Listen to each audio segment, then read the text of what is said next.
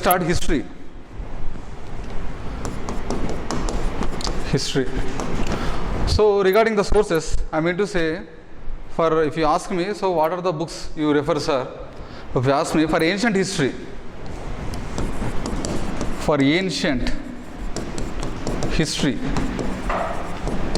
try to prefer R.S. Sharma. Okay, I am giving the sources to study history. So for ancient Indian history means ancient Indian history, try to prefer R.S. Sharma, NCERT R.S. Sharma, 11th class, more than enough, R.S. Sharma. And of course there are, if somebody is following, anybody, I mean to say, if anybody is already going through the Tamil Nadu books also, government books also, it is also same worth. Okay, so frankly speaking, the NCERTs are actually prepared from the Tamil Nadu government books only. The same content you will definitely have. Okay, so my point here is, if somebody already with other suggestions, if anybody advises you to read about the Tamil Nadu books also, it is also suggestible. Next thing, for medieval history.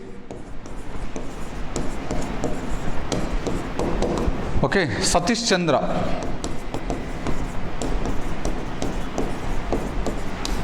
For medieval history, try to prefer Satish Chandra, NCERT.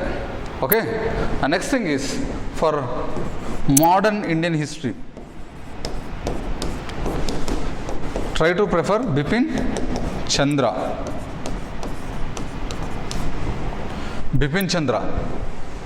Okay, so same NCERTs only. No go through, and I meant to say no, not required for the going through the personal books of R.S. Sharma. There is a personal book.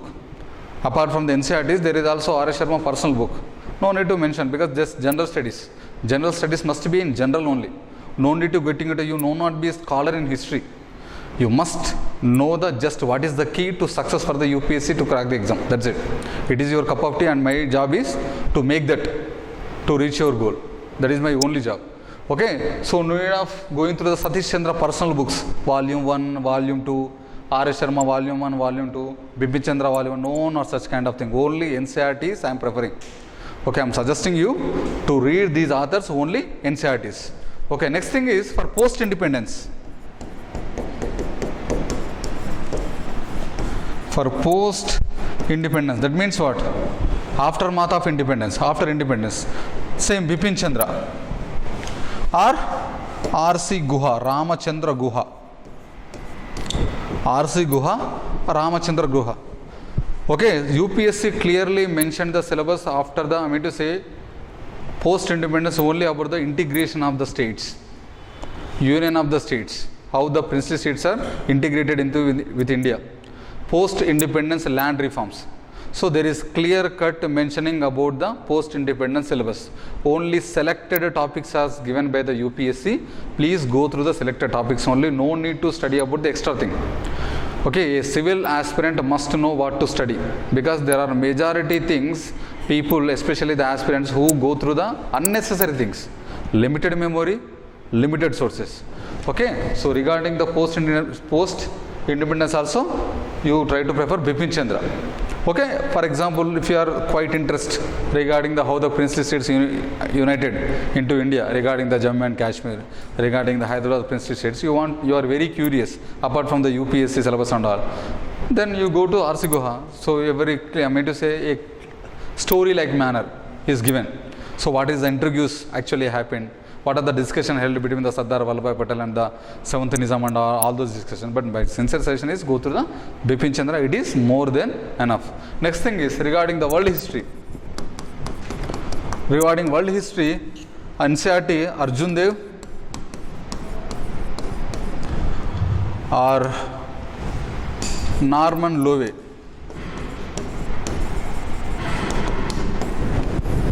Regarding the world history, okay, either one, Arjun Dev NCERT or Norman Lowe. Okay, no need of Mukherjee volume 1, volume 2, not required. Even the world history also consisting of only from the 17th century onwards. Only modern world history is included in the UPSC syllabus, and that too, world history is only included in the mains. For find such a kind of syllabus regarding the world history in the prelims. Prelims consisting of only ancient, medieval, modern and post-independence, but this world history is only included in the mains only. Okay, so these are the sources as I suggest you to read about the history regarding the ancient, medieval, modern, post-independence and world history. Any query regarding the sources? ఇంకేదైనా sources ఇంకేదైనా మీకు doubts ఉన్నాయా? Don't hesitate to ask. Okay, so don't compromise because sources are everything. Your content, your character regarding the subject will be built by the sources which you are based upon which you are build up the complete subject. So don't compromise with the sources. Okay na?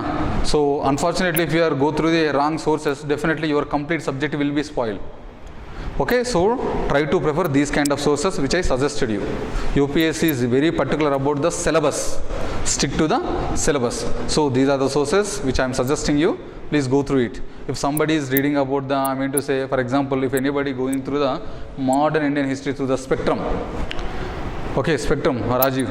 Of course, it is also suggested. But of course, I sincerely suggest, see, why I am preferring, see, spectrum is not a person name. Spectrum is not a personal name. I told you about the person's name because these are the government suggested historians where their view is accepted by the government. That is the reason government approached these kind of historians to read about the books, to wrote the books about the ancient, medieval, modern. That means what? Their view is more rational, more scientific. And their approach is somewhat better than the other historians' approach. That is the reason even the government is suggested to wrote these kind of historians' books. That is the reason. So if you ask me, so spectrum complete cover, of course syllabus will cover, definitely cover. Why not every book consisting of such a type of content? But the thing is what, if you read through kinds of books, definitely the author view you will get. What is the author view? What kind of imagination, what kind of analysis he is doing, you will get that thing. So that's what UPSC required. That is the point. Spectrum చదువుతున్నారు అనుకోండి, spectrum చదువుతుంటే content తెలుస్తుంది, subject తెలియదు, ఎక్కువ view తెలియదు, present రివల్స్ ఉన్నాయి 1, 2, 3 years, ఎవరు lead చేశారు, against whom, reasons, causes, that's it. What is actually the intention? Whether it is a freedom fighter kind of revolts or they want to work with in the Queen Victoria, and they want to continue the role of the Queen Victoria, other they want to get it up from the rule of Queen Victoria. So such a kind of analysis definitely you will get from this kind of sources only. So spectrum చదువుతున్నా లేకపోతే వేరే other institutions kind of material చదువుతుంటే material ఎప్పుడు మెటీరియలే. అర్థమైందా? UPSC చదువుతున్నాం కాబట్టి authors view కూడా important కాబట్టి అనాలిసిస్ బేస్డ్ అప్రోచ్ అనేది మనకు అర్థం కావాలంటే ఇట్లాంటి ఆథర్స్ వ్యూనే చదవాలి. సో దట్ ఏంటంటే మీకు కంటెంట్ అర్థమవుతుంది, సబ్జెక్టివ్ క్లారిటీ వస్తుంది, కంటెక్స్చువల్ క్లారిటీ వస్తుంది, కన్సెప్చువల్ క్లారిటీ ఉంటుంది. This is what the UPSC kind of approach. So those kind of approach definitely you will get from these kind of sources only. Okay, any doubts regarding the sources? Okay, so let's start the subject history.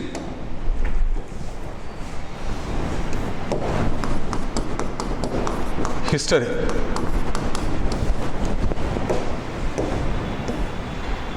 History. So simply speaking, to be precise and straight to the point, history is nothing but what? Studying about the past. Simply speaking, studying about the past. It may be 1 lakh year back, it may be 10,000 years back, it may be 100 years back, it may be 1 day back, it may be 1 minute back. Whatever it is, the past is past. So studying about the past is known as history, simply. So the history is derived from the Greek word is historia. The so-called history popular word is actually derived from the Greek word. The Greek word is historia, which means inquire.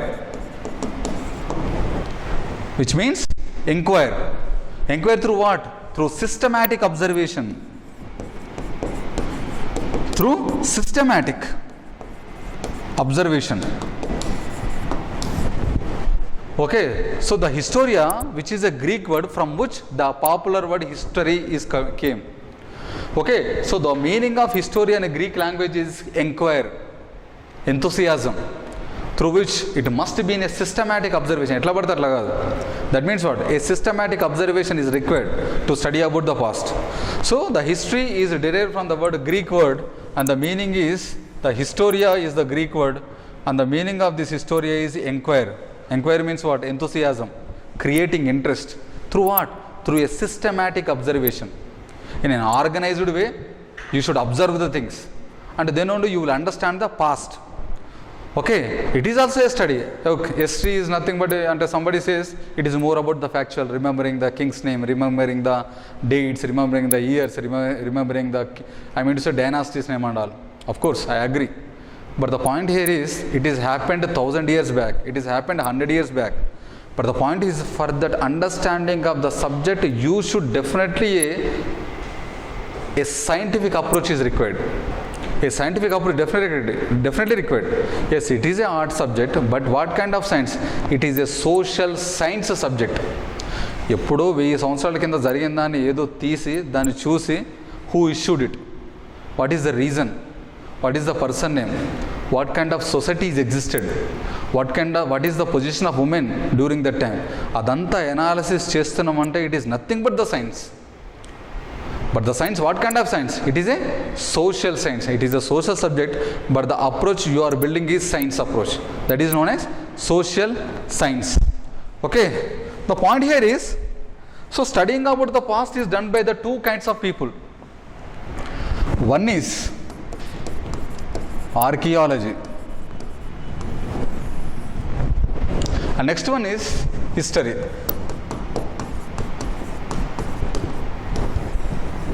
So if you ask me, sir, what is the difference between these two? Looks like similar. The point here is, the studying about the past is done by two kinds of subjects, history and archaeology. Both actually, the history is actually studied by the persons known as historians. So the persons who studied the past through history is known as historians, and the people who studied the past to the archaeological sources are known as archaeologists. But what is the fundamental difference is, these people studied the history through the archaeological remains. This is the point. Archaeological remains. What is archaeological remains? It may be a coins, it may be inscriptions, it may be a monument. The monument may be a temple, a mosque, or a beautiful, what kind of anything. The point here is what? These people studied the past only through the material findings, only through the excavations what they found.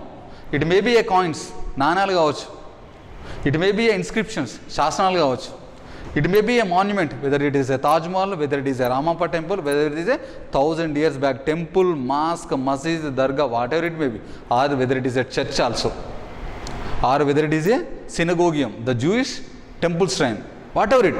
So only through the material remains they will find the history, they will study the history, they will reorganize the history, they will reframe the history in a chronological way, in a constructive way, in a systematic way, in a organized way. But these people studied the past only through the written records. Only through the written records. Written records are also known as what? Literary sources. Literary sources. Literary sources. That is the reason these sources are also known as historical sources. So all these things put in a simple way, these sources are known as what? Archaeological sources.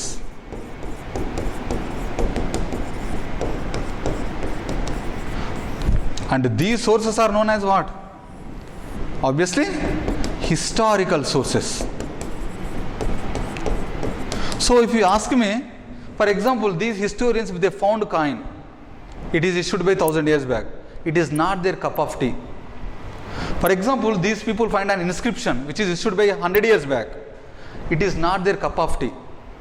For example, if the people find a book, ancient old book, which is written 1000 years back, it is their cup of tea to decode that written records. So only through the written records, literary sources, ఏదైతే రాసి చదివి ఆ చదివిన దాని ప్రకారం హిస్టరీని reframe చేస్తాడో, restructure చేస్తాడో, క్రొనలాజికల్గా, సిస్టమాటిక్గా, ఆర్గనైజ్గా frame చేస్తాడో, that is known as historians duty. Historian's duty. For example, if these people find coins, inscriptions, or any kind of monument, for example, they seen a temple depicting somewhat procession of Krishna, or depicting some kind of sexual postures, or depicting such a kind of homosexuality, it is not their cup of tea. It is the cup of tea of archaeology. But the point is what? Their sources are the matter. These people depend upon the sources of the archaeological sources. That means what? The archaeological sources are nothing but what? Material remains. ఏదైతే తవ్వకాలలో బయటపడతాయో, ఏదైతే మాన్యుమెంట్స్లో ఉన్నాయో, that may be a coins, that may be inscriptions, or that may be a monument, whether it is a temple, whether it is a dargah, or whether it is a church, whatever it may be. But must be through the material remains, material archaeological sources. They see it, they observe it, and they will study it, and they will restructure their history in an ascending manner, in a chronological order. These people will reframe the history, study the history only through the literary remains. పుస్తకాలలో ఉన్నదే చదివి దాన్ని రాస్తారు. పుస్తకాలలో లేనప్పుడు చదవడం history అంటే లేదు. They will take the help of the archaeology. Suppose చెప్తున్నా, for example, there are ages where the script is not there. Ancient మ్యాన్కి రైటింగ్ తెలుసా? Earliest man don't know how to write. He don't have the proper communication also. But that is also a past. That is also past or not? Then that past is nothing but the history. Then what? So these people don't worry about such kind of man. No. They will also study. But these people won't study with the direct findings of it. They will take the help of archaeology. So these people dig the potteries, wheels, or any kind of bone tools, stone tools. They will study about it. So that is the reason, so such a kind of ages where it is no script at all. And during this time, the historians will study it, definitely study it. But if you ask me, sir, if you said the historian's duty is only through the written records, whatever they wrote, they study it, and there is no script at all. So it is also a past. So it is not their duty to study about that past. Yes, it is their duty, but they don't study it directly. They will take the help of these fellows. That is what? Archaeologists help. Through the archaeologists' help only, they will study the history. Okay, so that is the fundamental difference between this archaeology and historians. Okay, so the point is what? They're both, are you wrote right? They're both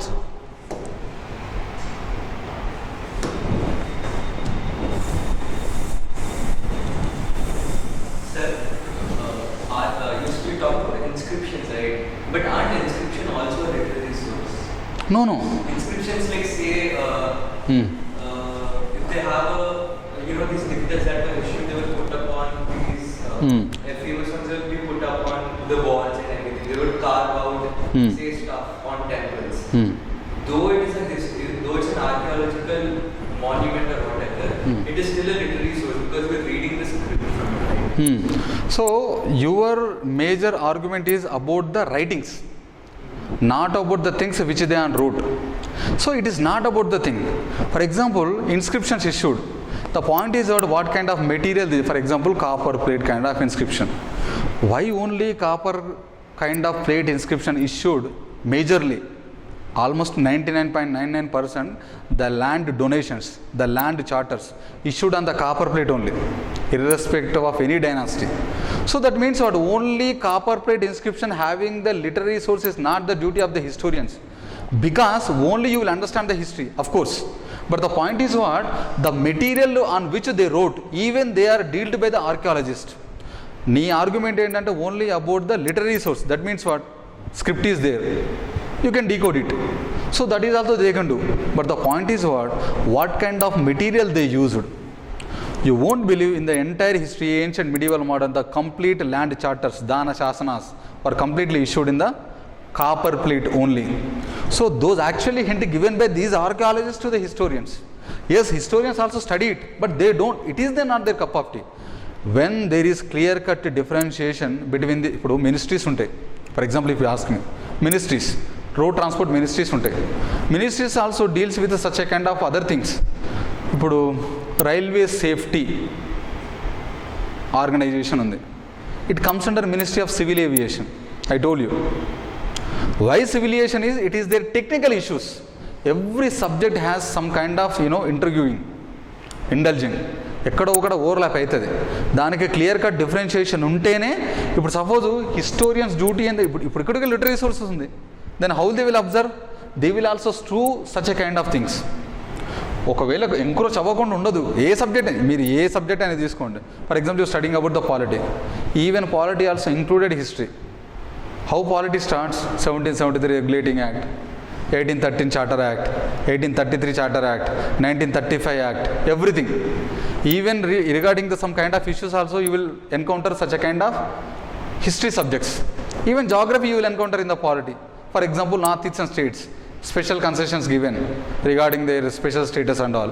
How these special status are given?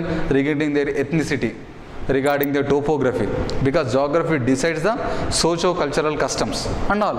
So every subject is not studied in silos. A subject అయినా serious ఇది separate అని ఉండదు. ఎక్కడో ఒకడ కొంచెం mingling అనేది జరుగుతుంది. మీరు ఏ ministry అని తీసుకోండి. ఇప్పుడు రోడ్ ట్రాన్స్పోర్టేషన్ మినిస్ట్రీస్ ఉన్నారు, హైవేస్ ఉన్నారు. రెండు వేరు డెఫినెట్లీ వేరు. రోడ్ ట్రాన్స్పోర్ట్ మినిస్ట్రీ అంటే highways in the sense metre, highways in national highway authority is the apex body. Transportation has a chairman. Even though like similar, their body is different on which they will work. ఇప్పుడు అంగన్వాడీస్ ఉంటాయి, mid day meal scheme ఉంది. Mid day meal scheme comes under what? Women and child development. Mid day meal scheme స్కూళ్ళలో పెడతారు కాబట్టి education ministry అనొద్దు, human resource అనలేం. డెఫినెట్గా there is encouraging, definitely will be there, but definitely it is differentiated. So that is the reason. Yes, even the monuments, even the inscriptions having the literary, I mean to say, kind of script. But the point is what? It is majorly dealt by the only archaeological. Then only the study will happen in a peaceful way. లేకపోతే ఎప్పుడు చూసినా fightings అయితేనే ఉంటాయి. So that is the reason they clear katli differentiated. Okay, so the only point which you have to remember is archaeologists study about the past through the archaeological sources, such a kind of coins, inscriptions and monuments, whereas the historians will study about the past only through the written records, that is literary sources. That means what? Their both goals are same, right? Their both goals are same. What is their both goal? To study about the past, but the methods are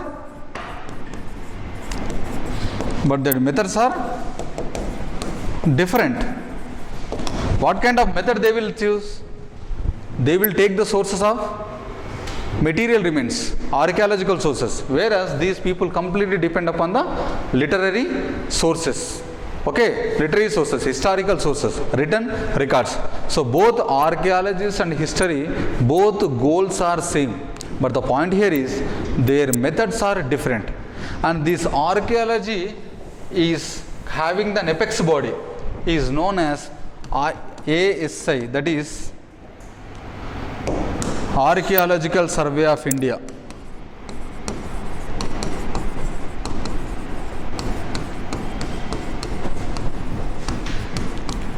Archaeological Survey of India sole apex designated body to concerned with the issues of archaeology.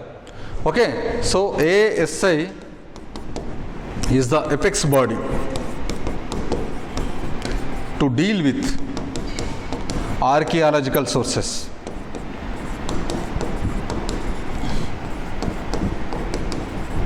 Okay, it is established in the year 1861. Okay, Archaeological Survey of India established in the year 1861. Its headquarters located in New Delhi. Its headquarters located in New Delhi. Many people won't give such a priority for such a kind of issues actually. So UPSC is studying about the complete subject. Okay, many people starts with the Indus Valley civilization, prehistoric cultures. No, definitely these kind of issues also dealt by the in history only. Okay, so regarding the archaeological sources, regarding the archaeology, the designated body in India is Archaeological Survey of India, which is the sole designated representative for the archaeological sources, and which is which body? It is a statutory body.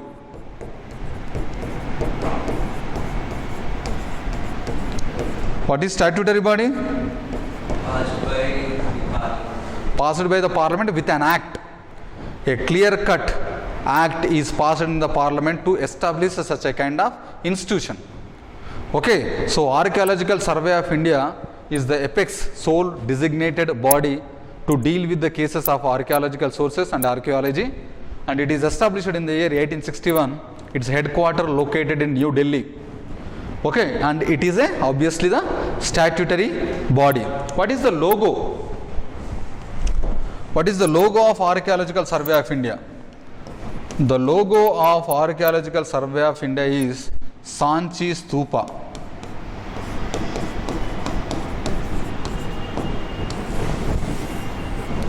The logo of Archaeological Survey of India is Sanchi Stupa. Is the logo. Where it is located? Sanchi Stupa. It is located in Sanchi. In which state of India it is located? Madhya Pradesh. In Madhya Pradesh it is located. The logo of Archaeological Survey of India is Sanchi Stupa. Sanchi is a district located in Madhya Pradesh. And very important point here is, it is a UNESCO World Heritage Site. Okay, it is a UNESCO World Heritage Site. And this UNESCO World Heritage Site given in the year 1989.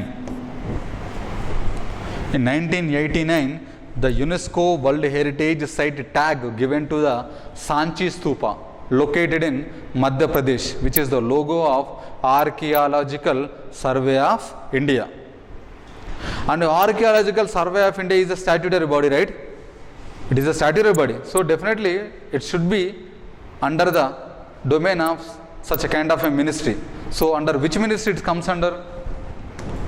It comes under Ministry of Culture. It comes under Ministry of Culture. You are preparing for the UPSC, definitely if a subject comes, if a topic comes, the entire 360-degree review of that thing should be completed. So that is the reason I am providing the each and every information which is required for the UPSC, for the ASI I am providing.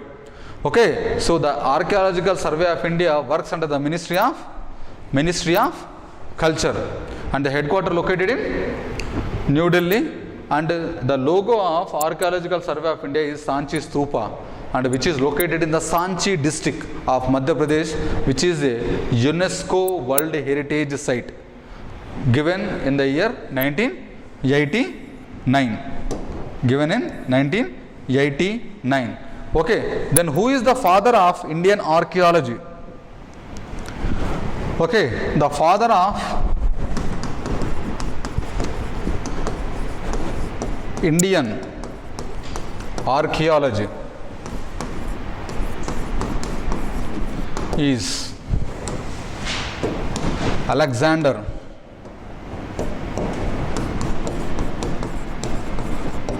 Cunningham. Please remember,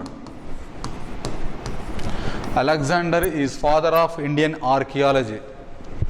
Why he given such a status of father of Indian archaeology is because he is the first Director General of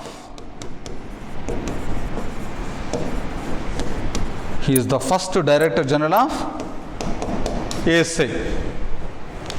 So Alexander Cunningham is the first Director General of Archaeological Survey of India, established during the British India.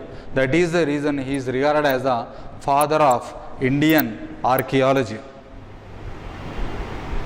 Father of Indian archaeology. So that means what? So this is all about the Archaeological Survey of India.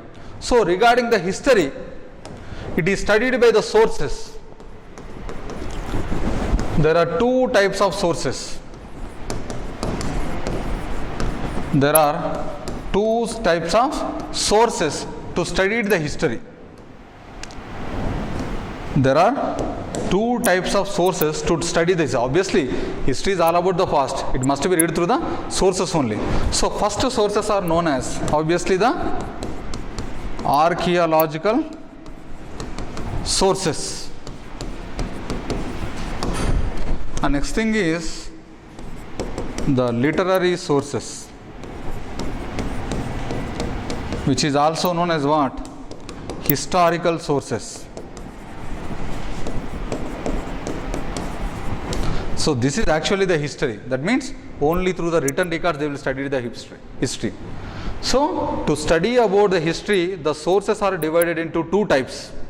One is archaeological sources, and next thing is literary sources, also known as historical sources. So let's study about one by one. So first thing is archaeological sources.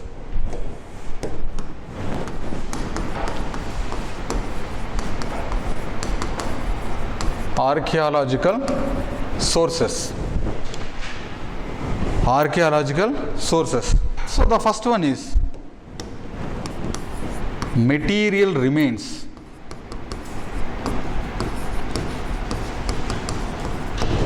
Material remains. So it is also known as excavated material.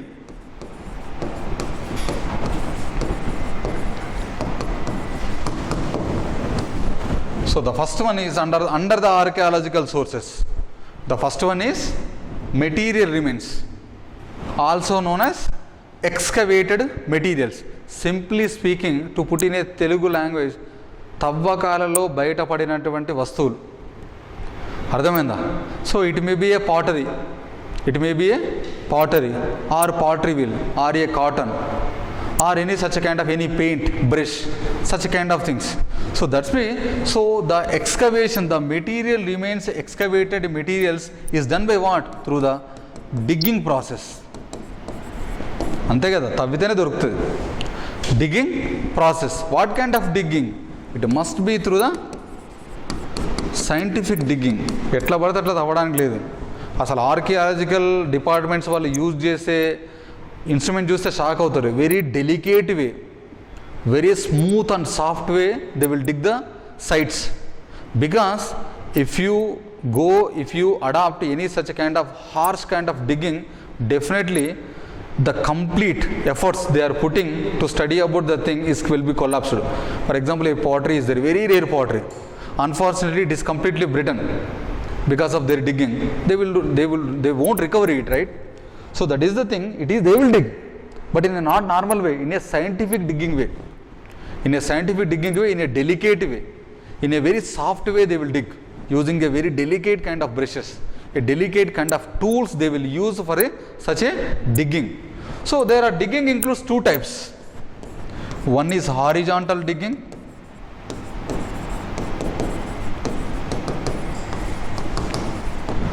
or known as, other thing is obviously the vertical digging.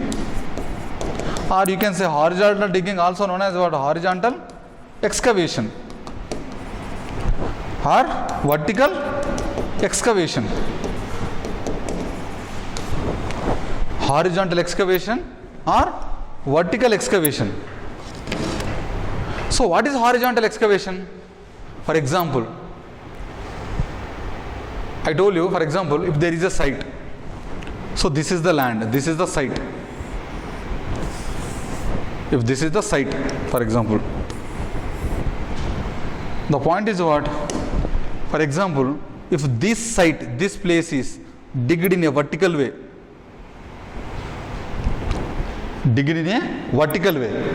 in the first layer they found different kinds of materials.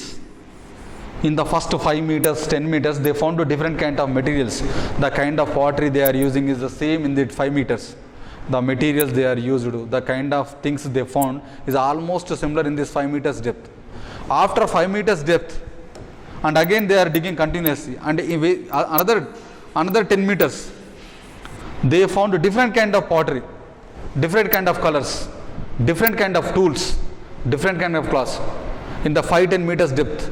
So these people obviously belong to the same period. That is the reason they found the same kind of pottery, material, tools and all. Even the settlements, the houses they are used, these kind of blue color things are known as these 10 meters depth. Same. And after 10 meters, they found the different kinds of settlements. So that means these layers found the same kind of pottery, houses and all. And after a certain time, again they are digging. In the digging after 10 meters, they found different kinds of pottery.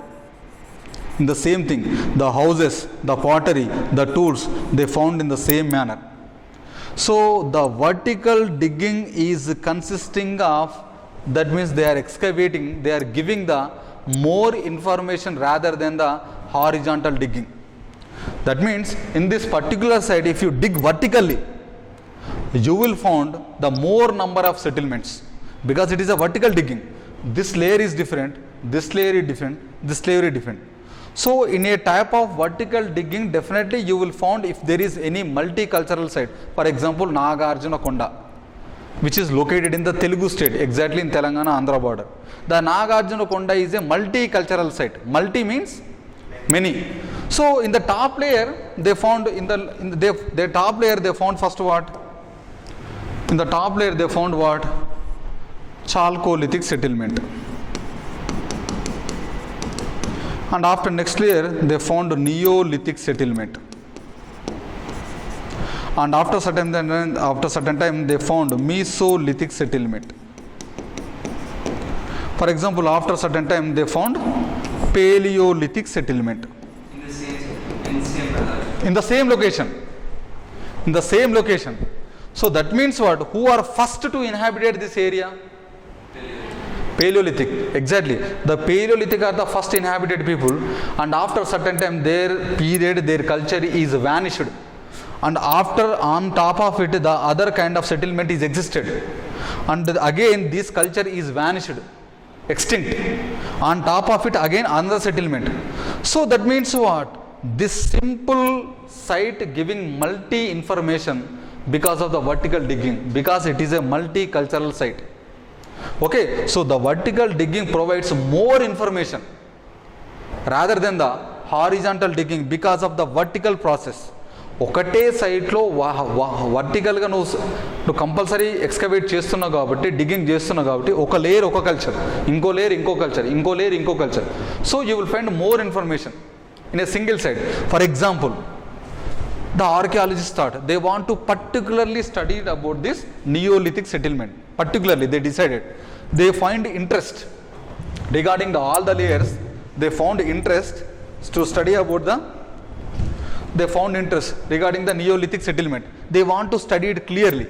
Then they will adapt to the horizontal digging. What they will do, they want to study about this Neolithic settlement, right? What they will do, they will try to select this area and they will try to complete study this layer. So obviously this is the layer where the all settlements is located, right? So what they will adapt, then they will try to study this particular culture, then they will adopt horizontal digging. అంటే ఈ లేయర్లో already ఒక excavation ద్వారా ఒక particular culture ఉందని తెలిసింది కదా, exactly ఆ లెంత్లోనే they will digging. So that is the reason they will completely comprehensively studied about that particular culture. So when you will adapt to horizontal digging, horizontal excavation, when you want to study about a particular culture, particular civilization, then you will adapt horizontal digging, right? Horizontal అంటే ఎగ్జాక్ట్గా ఆ లేయర్లోనే ఉంది కాబట్టి complete you will study. For example, you want to know complete information regarding the superficially regarding a particular area, then you will adopt vertical digging. That is the reason horizontal digging is the more expensive. This is the very important point. This is the more expensive method because you want to read a particular culture. That is the reason you will adopt very, very sophisticated methods, very, very sophisticated tools. So the horizontal digging, the horizontal excavation is adopted when you want to study about that particular culture only. Whereas vertical digging is adopted, then there is a multicultural. For example, there is an information that different kinds of material is located when they are digging a well. An X is there, a separate state is there. For example, Arunachal Pradesh. When the farmers are digging a well, they found different kinds of material. They informed to the archaeology. Archaeology thought, actually first we will know. First we will try to know what kind of cultures they are exhibited, whether it is a single culture, multicultural. What they will do, first they want to know about this particular site, they will try to adapt to what the method is, vertical digging. When the vertical digging giving so much information regarding the many layers, that means existence of that site is known for the multicultural. Different civilizations ఉన్నాయి కాబట్టి వాళ్ళు ఏం చేస్తారు, ఓహో ఇన్ని civilizations ఉన్నాయి అందులో, then they will study adopt one layer study, a particular culture, then they will adopt horizontal digging. After studying that complete information, next is next layer, next horizontal. Okay, so vertical digging, vertical excavation is adopted by the archaeologist when they want to study about the multicultural sites. The archaeologists will adopt the horizontal excavation method when they want to study about a one single particular culture. Okay, so that is the overall point. Next one, after material remains, monuments, also known as sculptures. Monuments, sculptures. Okay, these monuments, these sculptures give very essential information regarding the social history or economic history and even the cultural history.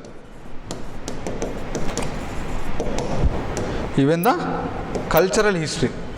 How the monuments, sculptures provide the information regarding the wide aspects. For example, Taj Mahal is there. Taj Mahal. It is the Mahal monument built by which rulers? Yes, Shah Jahan. That is, they belongs to which dynasty? Mughals. So, by seeing the Taj Mahal, you can easily get to know that definitely these rulers have more than sufficient treasury. These kingdoms definitely flourished with the enormous wealth. Then only these rulers definitely have contributed for such a kind of biggest monument. The kind of stone they used, white Makarana marble, the kind of stones they used for the embellishing the monument, that is decoration of monument, Pitradura, jolly work, different kinds of stones, the marble. It is built in the 16th, 17th century. Still it is, a wonders of the world. We are living in the 21st century and almost 400, 500 years gone. Still it is not even affected by the pollution also. So, and moreover what, the kind of biggest monument in the square structure is actually astonishing feature for the, not only for the Indians, for the other foreigners also. So, by seeing the monument of the Taj Mahal, everybody will get the idea, definitely these rulers have the enormous wealth. Money untene evaraina sare monuments మీద spend చేస్తారు. ఒకరి దగ్గర money ఉన్నాయి, ఒకరింట్లో AC ఉంది, ఒకరింట్లో car ఉంది, ఒకరింట్లో very sophisticated sofa ఉంది. మీరు అవన్నీ చూసేమనుకుంటారు, definitely these people are very rich. That is the reason they have spent much money for the luxury purpose. Money sufficient ఉంటేనే లగ్జరీ పర్పస్గా స్పెండ్ చేస్తాడు. ఒక ఫ్యామిలీ ఉంది, ఇంట్లో టీవీ లేదు, ఇల్లు సరిగ్గా లేదు, కూర్చోడానికి అసలు ఒక కుర్చీ లేదు అనుకుందాం. So definitely these people are very poor and they are finding difficulty to survive their needs. మనీలు కూడా లేవు కాబట్టి ఈవెన్ ఫుడ్ కానీ ఇబ్బంది పడతారని అనుకోవచ్చు. So the Taj Mahal Mughal rulers are definitely their wealth is full of treasury. The treasury, the royal treasury definitely have full of wealth. That is the reason they have built such a kind of monument. So what kind of light it is exposing? It is throwing the light on the economic history. Taj Mahal చూసి చెప్పొచ్చు వాళ్ళ economic history, their wealth చెప్పొచ్చు, their treasury చెప్పొచ్చు, their taxation system చెప్పొచ్చు. So definitely these Mughal rulers have definitely their treasury is full of wealth. That is the reason they built such a kind of very luxurious, very wealthy monument, that is Taj Mahal. So this Taj Mahal is throwing the economic history of Mughals. How it is throwing the light of the social history? For example, if you take Ramappa temple, it is built in the 14th century. It is built in the 14th or 13th century.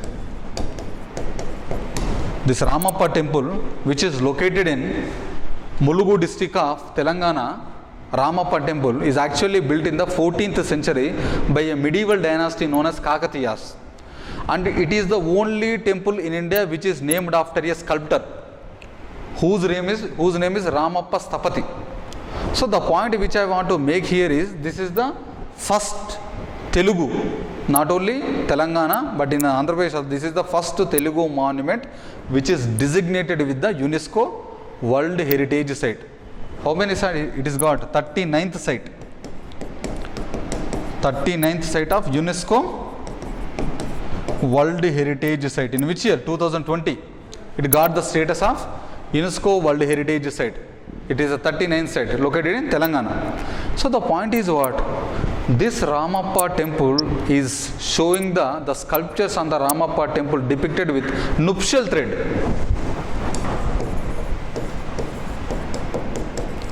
What is nuptial thread? Mangal Sutra. Nuptial thread ante enti? Mangal Sutram. For the first time in India, a temple sculptures are showing that the ladies, the women are wearing with Mangal Sutra. That is nuptial thread. So definitely it is throwing light on what? Social history. So must have in the medieval period, the Mangal Sutra concept has arisen. So that is the reason only women sculptures of the Ramappa temple are showing this Mangal Sutra, nuptial thread. And for the first time in India, these Ramappa temple sculptures are showing homosexuality. Two males indulged in the sex. I am talking about 14th century, 13th century, a temple walls, a temple monuments, the sculptures showing that two males indulged in the sex. Nowadays, even the common society is not recognizing the rights of LGBTQ, lesbian, gay, bisexual, transgender people. Now, just now, and I think latestly, I mean to say, recently in 2017, Supreme Court has recognized the lesbian, gay, bisexual, transgenders, homosexuality. I am talking about 2017. Just imagine in 13th century AD, the Ramappa temple walls having the sculptures of two males indulged in the sex. That is what?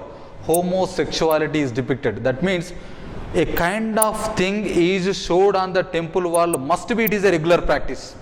Temple wall వరకు చూపించే వరకు వచ్చిందంటే అది సొసైటీలో common thing అయి ఉంటుంది.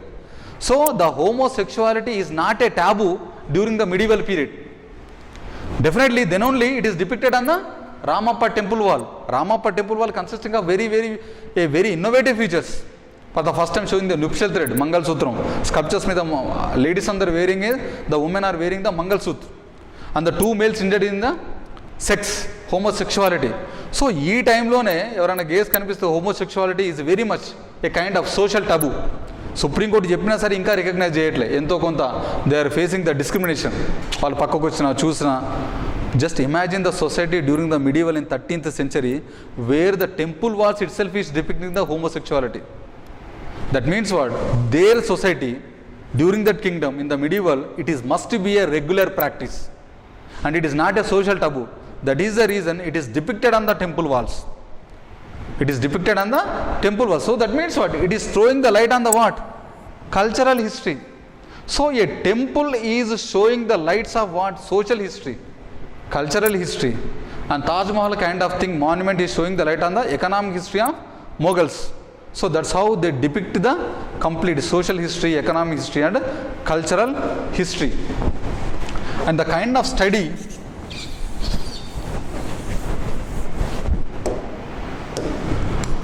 iconography. Iconography is nothing but by observing the, analyzing the sculptures on a monument and drawing the social history, economic history, cultural history is known as iconography. Write down. Iconography is interpretation of sculptures, images on the monuments on the monuments is known as iconography. So until now I showed about the iconography only regarding the nuptial thread, regarding the homosexuality. Okay, so they are nothing but the iconography. Okay, next thing is third one under the archaeological sources. The third one is coins. The third one is coins. Nanalu. The third one is coins. The coins are the second most important source. Please remember, it is not the first source. It is the second most important source to study about for the archaeological sources. Second most important, not the first important source. The study of coins is known as numismatics.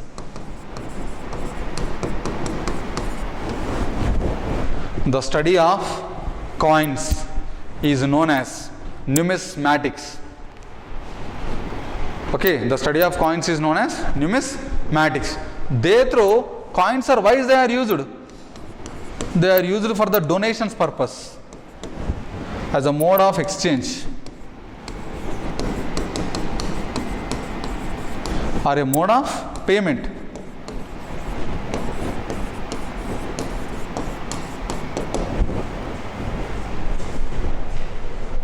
Okay, the coins are used for the purpose of donations or a mode of exchange or a medium of payment, whatever it may be, etc.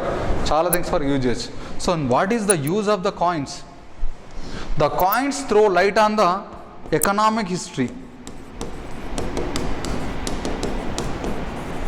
social history, cultural history. That is why the coins are very much helpful. How it is helpful for the economic history? For example, a dynasty is there. Which ruler came first, which ruler did what? No, economic history means about their financial health. So that means what? How a coins are showing the light on the economic history is, for example, a dynasty is there. X is a dynasty. And the first two rulers issued gold coins. The first two rulers, for example, issued gold coins. After certain years, the next rulers, the next generation rulers issued silver coins. After some years, the next generation rulers issued copper coins. About this particular day, they all belongs to which dynasty? A particular dynasty, X dynasty, for example. For example, X dynasty. So this X dynasty initially issued gold coins. After that silver coins. After that copper coins. What does it indicating? Their royal treasury must have decreased. Initially they are wealthy. They have enormous wealth. That is the reason they issued the gold coins. And after certain time, their treasury is somewhat depleted. And that is the reason they issued silver coins. After certain years, definitely their treasury is somewhat further deteriorated. That is the reason they issued copper coins. So these coins is throwing the light on what? Their economic history. The best example is Guptans. The best example is Guptans. Guptans from the Samudragupta initially issued what? Gold coins. And after that they issued silver coins. And where the dynasty is declining, they issued copper coins. What does it mean? From Samudragupta onwards, during the Samudragupta time, their treasury is full of wealth. That is the reason they issued gold coins. After Samudragupta, the decline, the dynasty is trying to decline. That is the reason next silver coins, next copper coins, next normal coins. So the coins is throwing the light on the economic history of a particular dynasty, their treasury, their wealthiness. Next thing is how the coins throw light on the social history. For example, a ruler is there. A ruler who issued coins consisting of images of bull images. The coins, a particular ruler, X is a ruler who issued the coins consisting of the images of bull, Trishul, Nandi, Images. What does it mean? A ruler issuing the coins consisting of images of bull, Trishul, Nandi. What does it mean? He is a Shaivite. He is a Shaivite. Then only he issued such a kind of Shaivite images. For example, a ruler is there who issued the coins consisting of the images Buddha or Ashtanga Marga images. What does it mean? The ruler is the patron of which religion? Buddhism. For example, a ruler is there who issued the images of Tirthankaras having the symbol of lion, snake, conch shell. Those are the images of, those are the vehicles of that particular Tirthankaras. That means the ruler patronized which religion? Jainism. So these coins throwing the light on what? Religious history of the social. Religious history. So that's what the coins are depicting, throwing the light on the religious history. For example, how the cultural history. In history, there is a ruler called Samudragupta who belongs to Guptan dynasty. Samudragupta issued coins with his own images playing veena. Playing veena. He is the one of the greatest ruler in India, and he is very much regarded as the Indian Napoleon. In India, the Samudragupta is referred as Indian Napoleon, and that ruler himself issued the coins consisting of the images playing veena. That means what? Veena is existed in the period of Guptan. So they throwing the light on what? Cultural history. So that's how coins will helpful for the archaeologists to study about the economic history, social history and cultural history.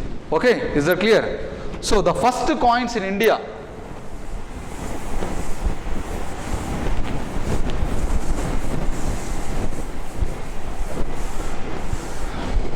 okay,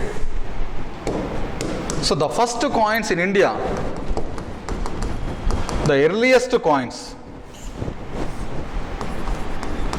that means what? First coins are known as punch marked coins. Very, very important.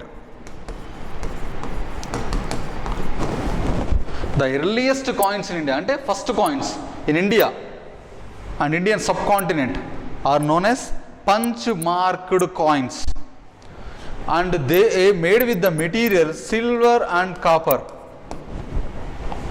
not gold and copper. Please remember, silver and, this is the most important statement of this class. The punch marked coins are the earliest first coins in India, Indian subcontinent, and the silver and the copper are the materials used to issue the punch marked coins. Indulo gold unda? Okay, so not gold and silver, but the silver and copper. Who issued these coins? They are issued in the period of, in the age of Buddha. Age of Buddha period they are issued. There is a chapter in the ancient period known as Age of Buddha, and that chapter we are going to deal with. This is one of the period. So Age of Buddha, which is also known as Age of Shodasa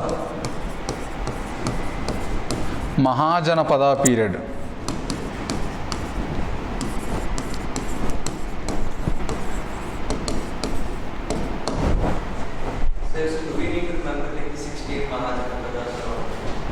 No, we have to remember, it is not this. It's, I think, third chapter or fourth chapter.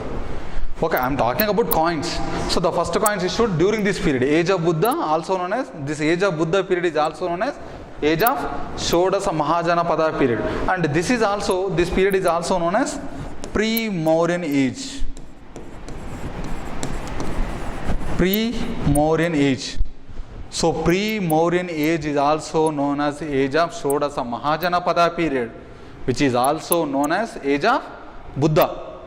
Why it is Pre-Mauryan age is because there is a greatest ruler in India whose name is Ashoka, who belongs to Mauryan age, one of the greatest dynasty in the ancient Indian history. And that period before the Mauryan age is known as Pre-Mauryan age. Pre means what? Before. That is the reason this period is named as Pre-Mauryan age. So the earliest coins, that is the first coins in India issued in the period of age of Buddha, also known as age of Shodasa Mahajanapada period, also known as pre-Mauryan age.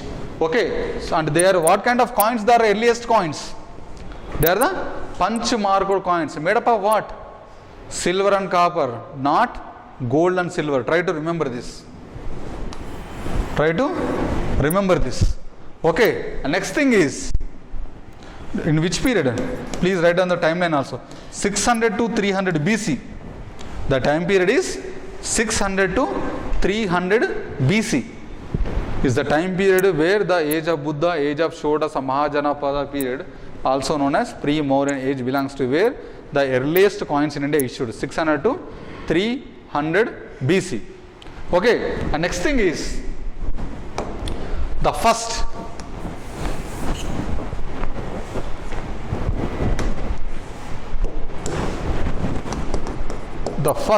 gold coins are issued by, in India, the first gold coins in India issued by Indo-Greeks, also known as Yavanas, also known as Indo-Bactrians. The first gold coins in India are issued by Indo-Greeks. Indo-Greeks are also known as Yavanas. They are also known as Indo-Bactrians. Muguru same. Okay, and next thing is the art of minting of, the art of craft of minting gold coins given to Indians by Indo-Greeks only. Gold coins ఎట్లా craft చేయాలని కూడా ఆ టెక్నిక్ని ఇచ్చింది ఎవరు? Indo-Greeks. Okay, the art of craft of minting of gold coins, the technique is given to Indians by whom? Indo-Greeks. And the proper round shape coins,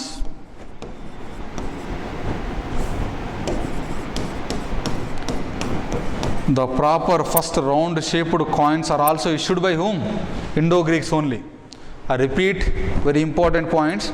The first gold coins in India are issued by the Indo-Greeks, and the art of craft of minting gold coins technique given to the Indians are the Indo-Greeks.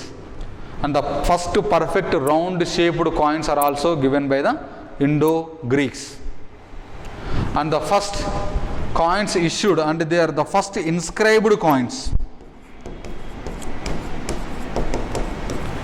The first inscribed coins, అంటే దాని మీద పర్టికులర్గా ఒక king నేము particular రాసింది. Inscribed coins issued by Indo-Greeks only. The first inscribed coins are given by Indo-Greeks. So 4 important points you should remember regarding the Indo-Greeks, also known as Yavanas, also known as Indo-Bactrians. First one is, they are the first to introduce gold coins in India. Of course, in some NCERTs, not some, in NCERTs it is mentioned as Kushans, but not. The gold coins are issued by the Indo-Greeks only. Okay. Kushanas are Indo-Greeks. Kushanas are Indo-Greeks. Indo-Greeks, I told you, right? I'm saying. Kushanas are Indo-Greeks, right? I'm not getting it. What are you saying? Kushana dynasty is Indo-Greek only, right? No. Kushans are separate dynasty. Kushans are also known as Yochis, Tocharians. They are different. Indo-Greeks are also known as Yavanas. They are also known as Indo-Bactrians, but not Kushans. Kushans are different. Indo-Greeks are different. Okay, they are completely. They are both are Central Asian tribe. They came from Central Asia, but they not belongs to the same tribe, same dynasty, same tribe. It is completely different dynasty. Kushans are the completely different dynasty. Okay, why I am saying this, in some inside it is mentioned that the first gold coins are issued by the Kushans. No, the first gold coins in India issued by the Indo-Greeks. They are also known as Yavanas, they are also known as Indo-Bactrians. And the first proper round shaped coins are also issued by the Indo-Greeks. And for the first time, until then, no one issued the gold coins, even Ashoka also. Because the art of craft of minting gold coins does not know to the Indians. And the technique of craft of minting gold coins Indians to given by the Indo-Greeks. And very, very important point here is the first coins issued, which are definitely, particularly pertaining to a king, is issued by the Indo-Greeks. Nothing but the first inscribed coins. Coins మీద రాసుంది ఈ king అని చెప్పి రాసి, ఓకేనా. The first inscribed coins are issued by the Indo-Greeks. If you ask me, sir, is punch-marked coins do not consisting of any kind of writing or no? Okay, that is the reason they are called as punch-marked coins. Okay, if you ask me, the punch-marked coins, these punch-marked coins are what? They are uninscribed.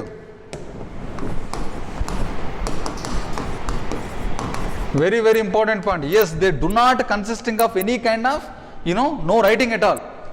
They bearing the only symbols. They bearing the only symbols. They have the only symbols like tree, hill, river, mountain, etc. or a crescent moon. So these kind of symbols, how they are imparted that symbol? By punching. So they punched the images. That is the reason they have that images. Through what method? Punching method. That is the reason their coins are known as punch-marked coins. I repeat once again, they are uninscribed. Nothing written on it. The first written coin, that means one inscribed coins are issued by Indo-Greeks only. Whereas these punch-marked coins are consisting of only symbols like hill, mountain, river, crescent moon, or peacock, a tree. Okay, only symbols are located on these coins. With the punch symbols only they are attributed such a kind of images. That is the reason they are known as punch-marked coins. So the first inscribed coins in India are issued by the Indo-Greeks. Okay, the next thing is the first, I mean to say, high metallic purity gold coins. High metallic purity, that means what? Gold coins issued by the Kushans. Metallic purity ante high qualitative gold coins. But the largest gold coins were issued by Guptans.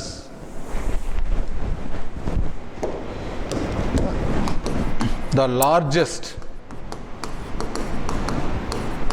gold coins issued by Guptans. The largest gold coins are issued by Guptans. So largest gold coins were issued by Guptans. What does it mean? The Guptans have definitely trade and commerce is very much flourished. That is the reason they issued largest gold coins. They issued largest gold coins. I repeat once again, the first gold coins were issued by the Indo-Greeks. The largest gold coins were issued by Guptans. Whereas the high quality gold coins are issued by the Kushans. Okay, and next thing is the largest number or largest size? Size, numbers. Largest, not size. Many gold coins. Okay, next thing is the largest coins. I mean to say many coins. The largest coins found during post-Mauryan period.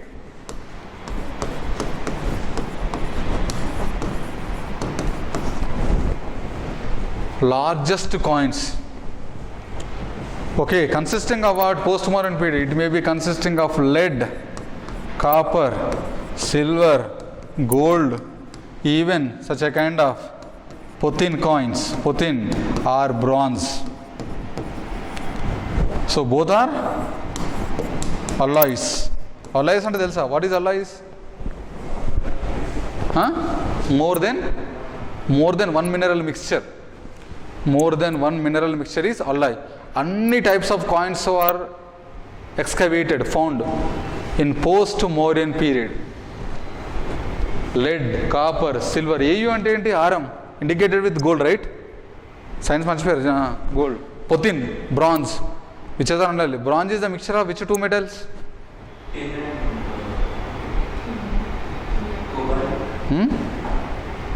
Tin and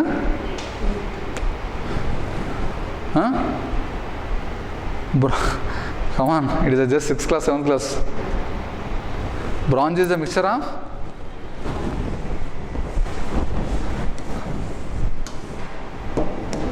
copper and tin. Bronze is the mixture of copper and tin. Putin consisted of more than 4-5 minerals.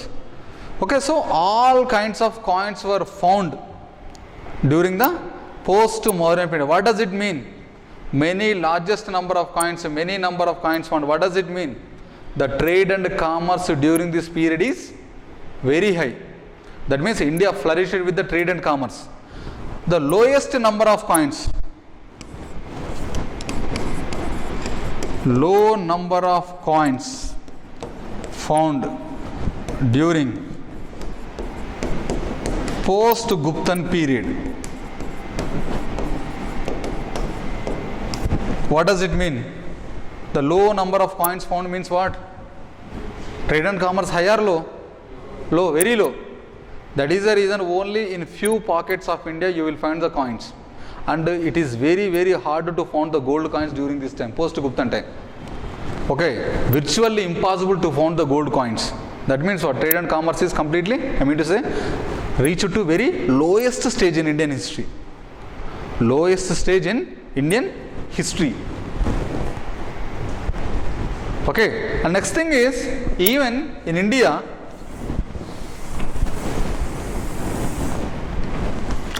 cowries are also used as medium of exchange.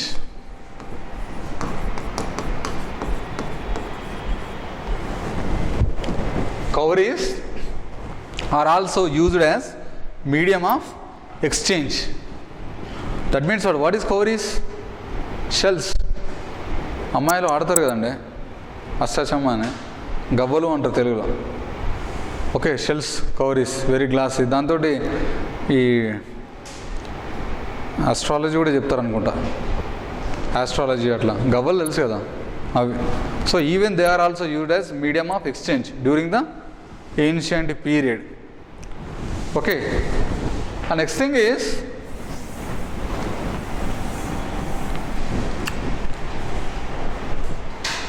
even the guilds of merchants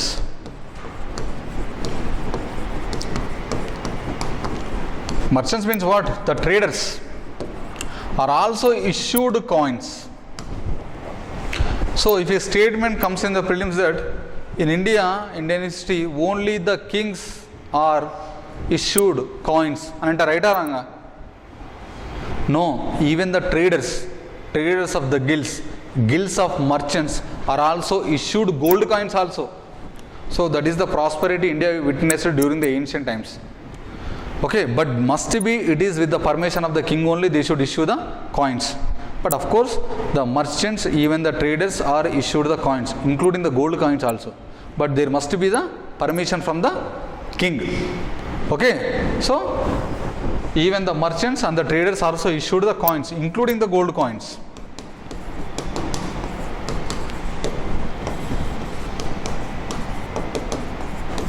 Including the gold coins.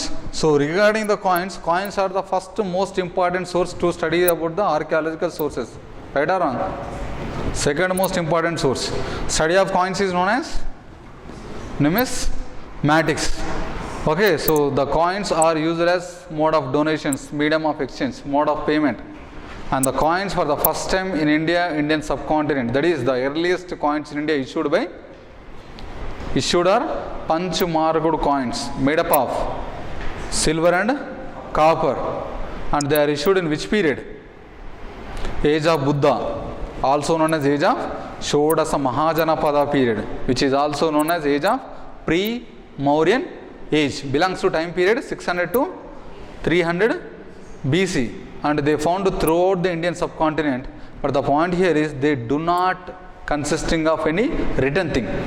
They are uninscribed, consisting of only symbols like tree, river, hill, mountain, peacock, etc.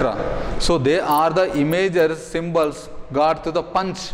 That is the reason these coins are known as punch marked coins. And the largest number of coins in India found during the which period?